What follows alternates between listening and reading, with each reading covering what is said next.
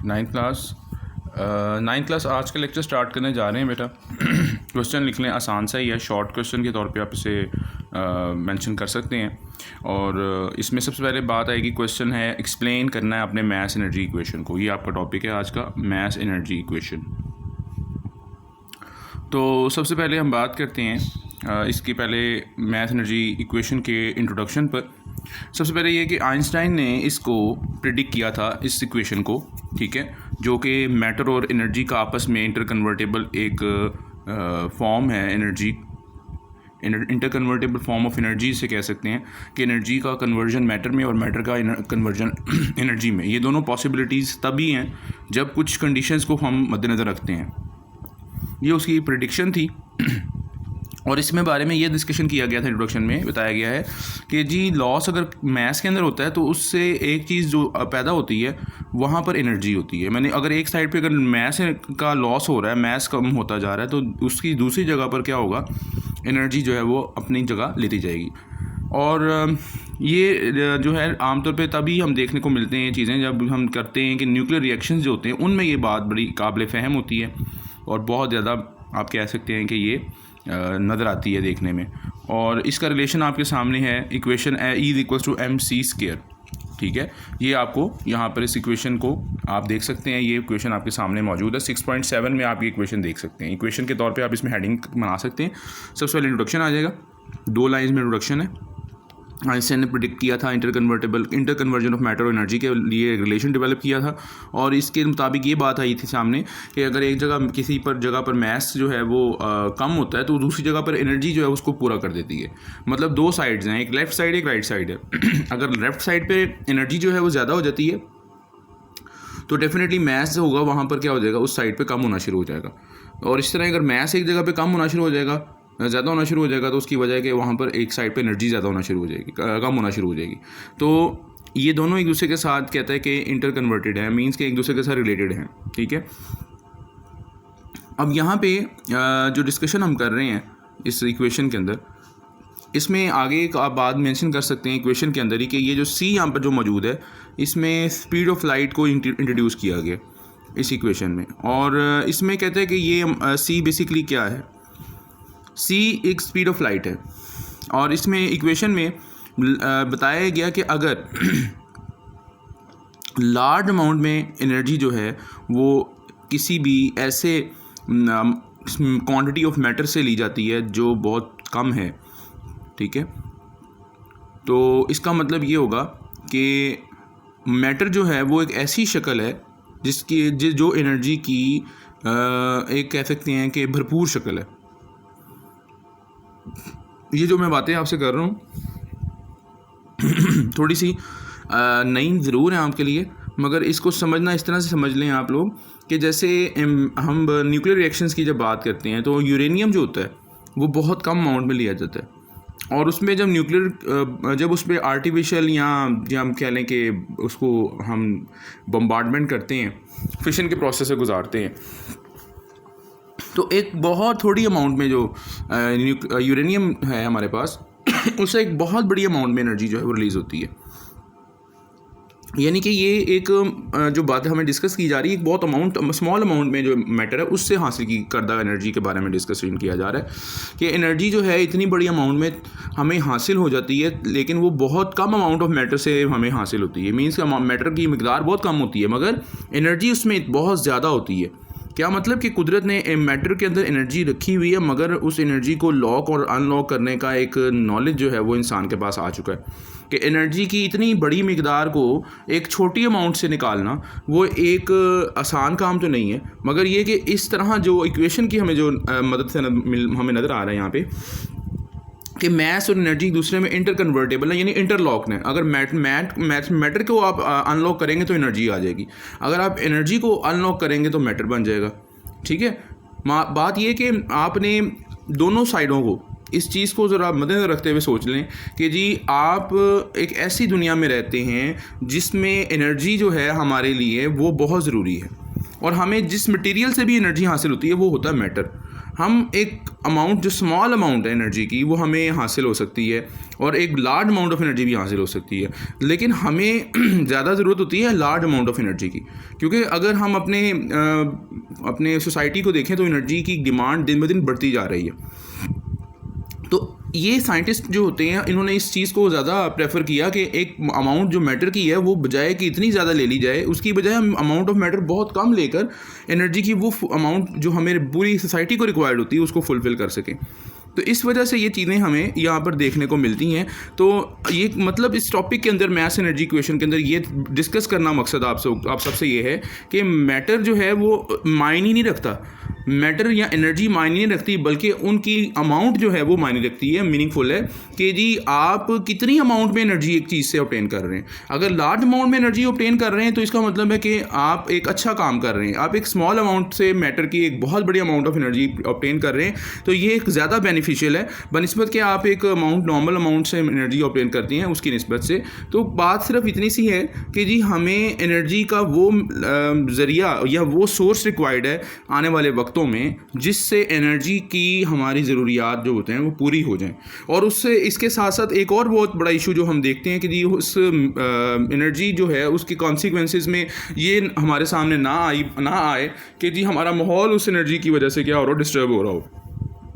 जैसे कि आज आप देख रहे हैं माहौल की आलूदगी जो है वो बहुत बड़ा एक मेजर प्रॉब्लम है पूरी दुनिया का।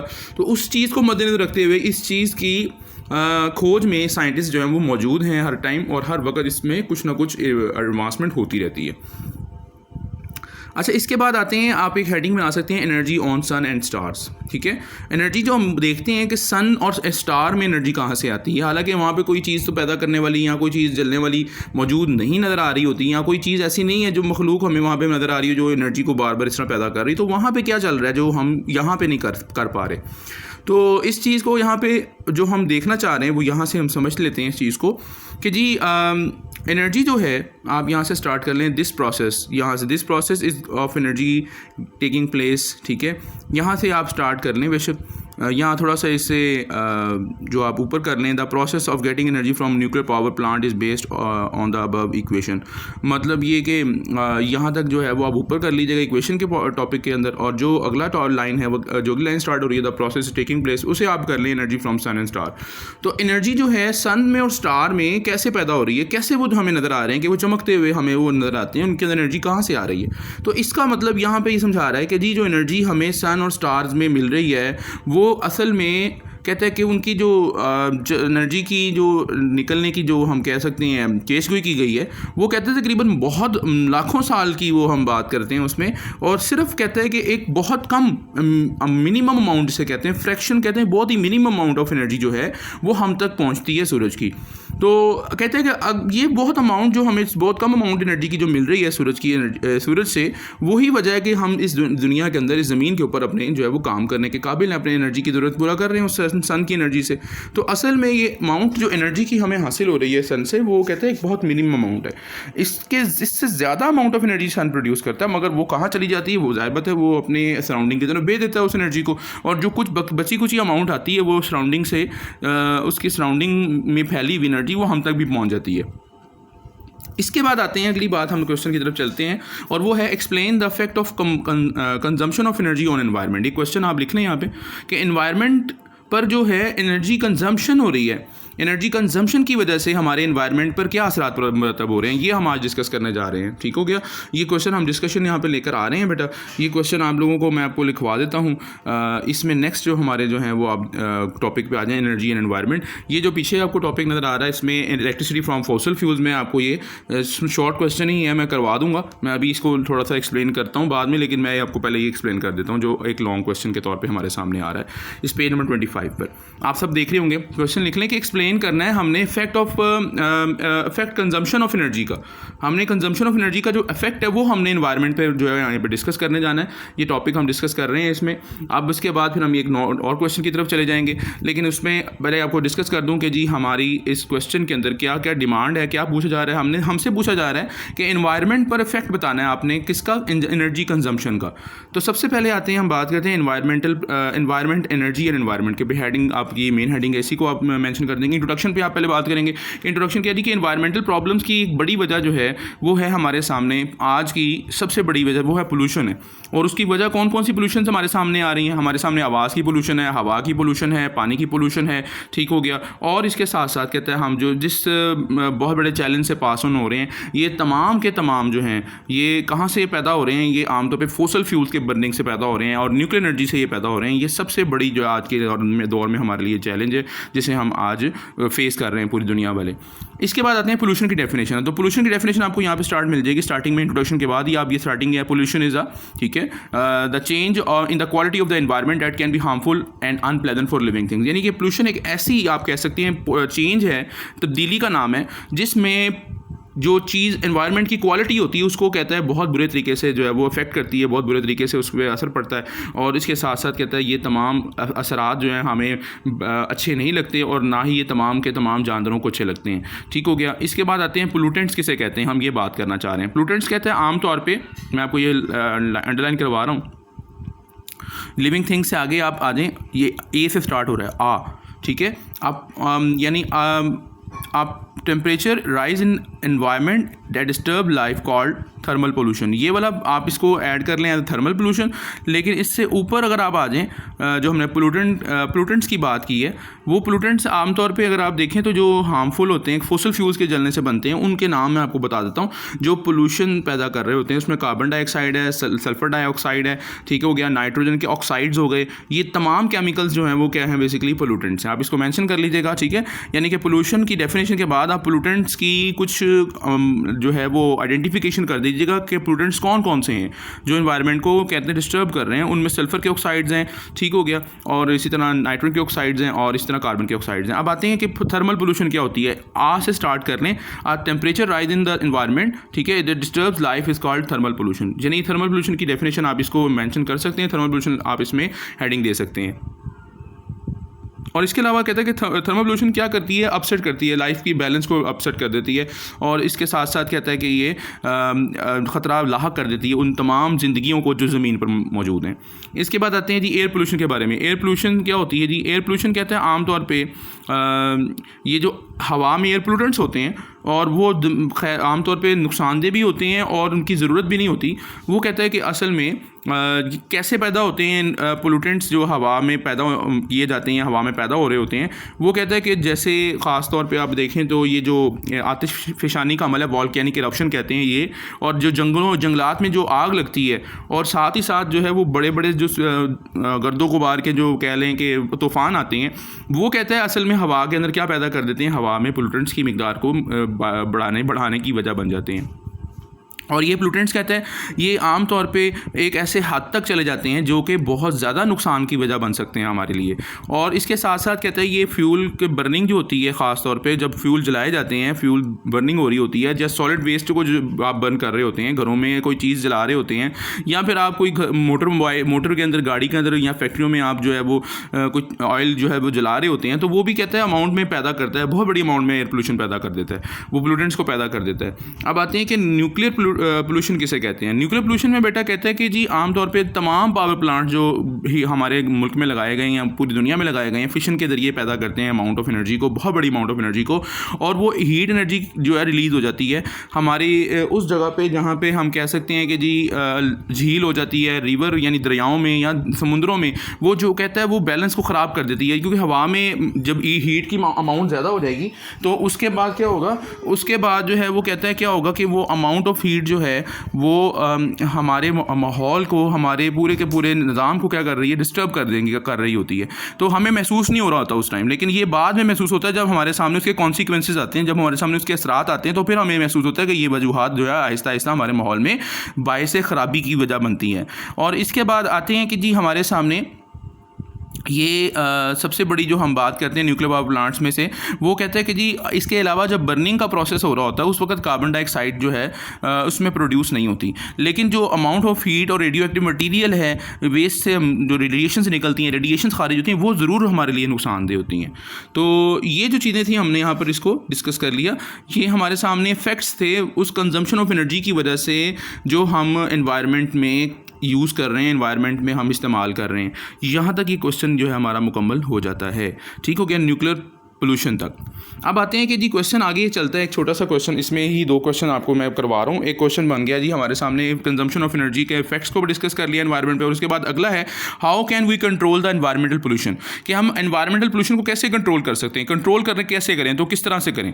तो सबसे पहले हम इसके इंट्रोडक्शन में आ जाते हैं। सबसे पहले कंट्रोलिंग पोल्यूशन में इंट्रोडक्शन आएगा कि जी बहुत सारे कंट्रीज़ गवर्नमेंट के जो गवर्नमेंट्स हैं कंट्रीज़ की, बहुत सारे कंट्रीज़ की, वो ये कोशिश कर रही हैं, कुछ लॉज बना रही हैं कि वो हवा में जो पोल्यूशन है उसको कम कर सकें। और इसके साथ साथ ये भी है कि कुछ ऐसे लॉज बनाए जा रहे हैं जो लिमिट कर सकें, लिमिटाइज कर सकें उन पोल्यूशन के सोर्सेज को जो कि पावर प्लांट से या फैक्ट्री से या ऑटोमोबाइल से जो है वो हर वक्त क्या होते रहते हैं, एक्सक्रीट होते रहते हैं। और कहते हैं कि ये पोल्यूटेंट्स जितने भी हैं, ये कहते हैं कि जी इनको हम देखते हैं कि ये जितने भी पोल्यूटेंट्स हवा में आ रहे होते हैं, जाहिर बात है इनको किस तरह से दुरुस्त किया जा सकता है, किस तरह से इनको जो है वो कंट्रोल किया जा सकता है। वो कहते हैं कि उसके लिए कहते हैं कि to meet this conditions for automobile new cars have catalytic converters, उनके लिए एक स्ट्रेटजी अडॉप्ट की जाती है कि गाड़ियों के अंदर खास तौर पे कैटालिटिक कन्वर्टर्स लगाए जाएं। कैटालिटिक कन्वर्टर्स एक ऐसी बेटा डिवाइस होती है, एक ऐसा आप कह लें कि पार्ट है या एक ऐसा मटीरियल है जो कि ऐसी डिवाइस को कहा जाता है जो कि फ्यूल में से निकलने वाले जो जहरीले या जो पॉइजनस कह लें पोल्यूटेंट मटीरियल्स हैं उनको लेस टॉक्सिक मटीरियल में चेंज कर देती है। मीन नाइट्रोजन के ऑक्साइड्स अगर निकलने हैं तो वो नाइट्रोजन, और इस तरह अगर कार्बन डाइऑक्साइड, कार्बन मोनोऑक्साइड निकलनी है तो कार्बन डाइऑक्साइड में, और इस तरह ही और इस तरह की बहुत सारी गैसेज हैं जिनको कहता है क्या कि वो निकलने से पहले ही कैटालिटिक कन्वर्टर उनको किसी लेस टॉक्सिक मटीरियल में चेंज कर देता है ताकि हवा में ये पोल्यूटेंट जो है वो एनवायरनमेंट को डिस्टर्ब ना करें या डिस्टर्बेंस ना दें।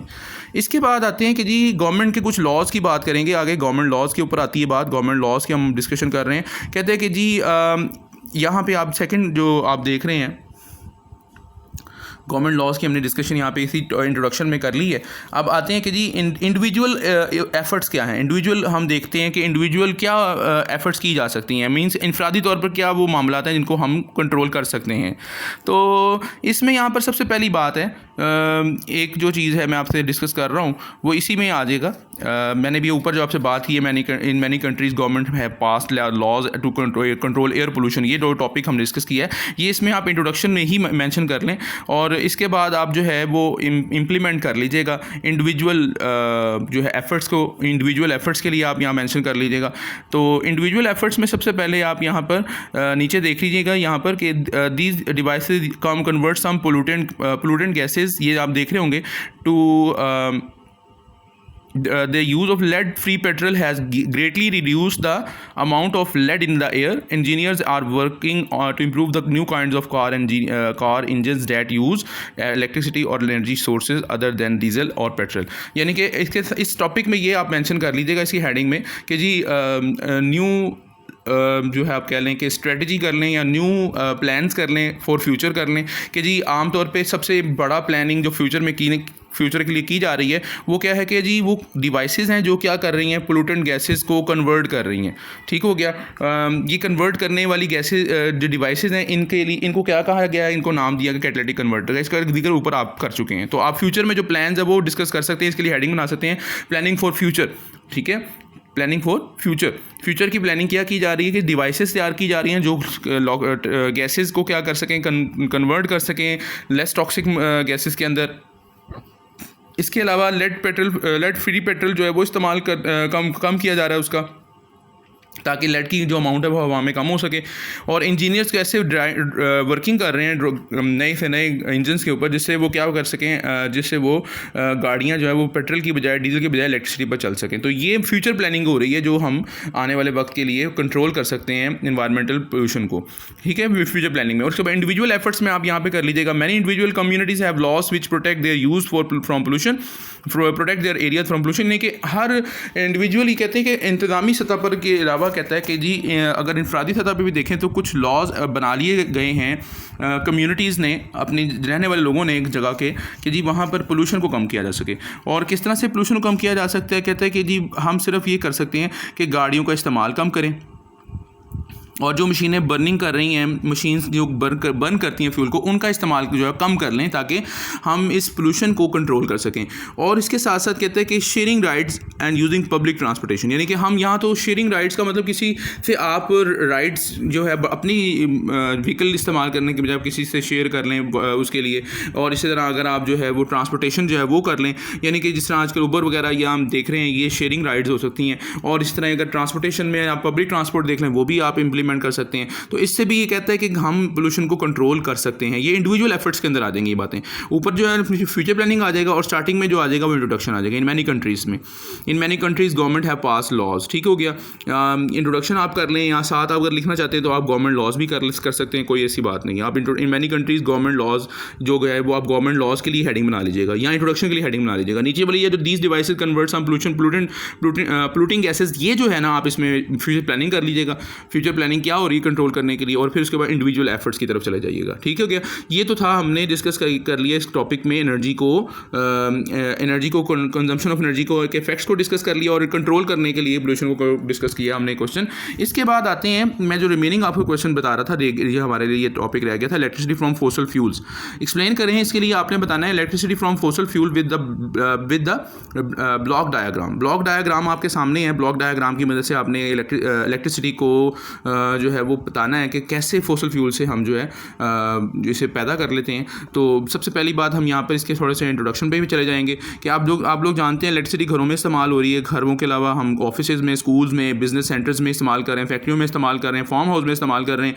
तो हम ये एनर्जी इलेक्ट्रिसिटी जो है हासिल कर रहे हैं मुख्तलिफ तरह से, मुख्तलिफ तरीक़ों से। तो कहते हैं कि सबसे ज़्यादा जो इलेक्ट्रिसिटी हम हासिल कर रहे हैं वो फोसल फ्यूल से हासिल कर रहे हैं, ठीक है। इसमें फोसल फ्यूल में आप जैसे कह सकते हैं ऑयल आ गया, गैस आ गया, कोल आ गया, ये सब के सब वो चीज़ें हैं जो हम इलेक्ट्रिसिटी से को पैदा करने के लिए इस्तेमाल करते हैं। फोसल फ्यूल्स कहता है बर्न करते हैं थर्मल पावर स्टेशन में, और इसके बाद ये इलेक्ट्रिसिटी कहता है पैदा होती है। और इसकी इस दौरान एनर्जी की बहुत सारी कन्वर्जन होती हैं, एक शक्ल से दूसरी शक्ल में तब्दील होना शुरू हो जाती है, और इसके बाद इलेक्ट्रिसिटी पैदा हो जाती है। और इसके बाद कहते हैं कि ये हमारे सामने ब्लॉक डायग्राम से जो है वो एक्सप्लेन किया जा रहा है। तो सबसे पहले केमिकल एनर्जी आप देख रहे हैं स्टोर होती है कहाँ पर, एनर्जी फोसल फ्यूल में होती है।